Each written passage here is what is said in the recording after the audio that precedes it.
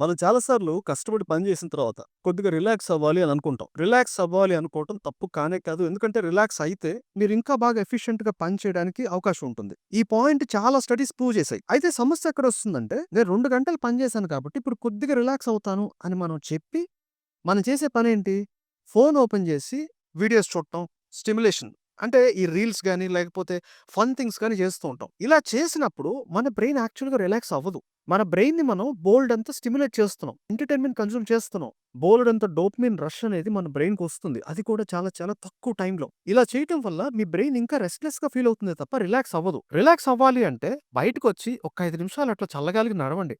లేకపోతే మీరు కూర్చున్న ప్లేస్‌లోనే కూర్చొని కళ్ళు మూసుకొని ఒక చిన్న బ్రీతర్ తీసుకోండి. లేకపోతే తల మీద ఒక ఐస్ ప్యాక్ పెట్టుకొని ఒక్క నిమిషం కళ్ళు మూసుకోండి. ఇలా చేస్తే మీరు నిజంగా రిలాక్స్ అవుతారు. రిలాక్స్ అవ్వాలంటే బోలెడన్ని టెక్నిక్‌లున్నాయి. అయితే మీరు ఎంచుకున్న రిలాక్సేషన్ టెక్నిక్ నిజంగా పని చేస్తుందో లేదో కన్ఫర్మ్‌గా తెలియాలంటే రిలాక్స్ అయిన తర్వాత మీరు పని మొదలు పెడతారు కదా! ఆ పని చేసేటప్పుడు మీరు రెస్ట్‌లెస్‌గా ఫీల్ అవ్వరు. కొత్త కొత్త ఐడియాలొస్తాయి. ఇంతకుముందు కంటే ఎఫిషియెంట్‌గా పనిచేస్తారు. ఆ రిలాక్సేషన్ సెషన్‌కి ముందు ఎలా పనిచేశారో దానికంటే మీరు డబుల్ ఎఫిషియెంట్‌గా పనిచేస్తారు. ఇవన్నీ జరిగితే మీరు నిజంగా రిలాక్స్ అయ్యారు అని అర్థం. అలా కాకుండా ఇంతకుముందు ఎంతైతే రెస్ట్‌లెస్‌గా, ఎంతైతే హెడేక్‌తో లేకపోతే ఆ టైర్డ్‌నెస్ ఏదైతే ఉంటుందో అది మీరు కనుక క్యారీ ఫార్వర్డ్ చేశారు అంటే మీరు రిలాక్స్ అవ్వలేదని అర్థం. రిలాక్సేషన్ పేరుతో మీరు స్టిమ్యులేట్ చేసుకున్నారు మీ మైండ్‌ని. మీరు కావాలనుకుంటే గంటల తరబడి రీల్స్ చూడండి తప్పేం లేదు. కానీ నేను రిలాక్స్ అవుతున్నాను అనే ఎక్స్‌క్యూజ్ చెప్పుకొని మీరు రీల్స్ చూస్తున్నారంటే మాత్రం that is not okay. Relaxation అంటే మిమ్మల్ని రీచార్జ్ చేసి మిమ్మల్ని ఇంకా ఎఫిషియెంట్‌గా పనిచేసేటట్టు చేస్తే అప్పుడు దాన్ని మీరు రిలాక్సేషన్ అని అనొచ్చు.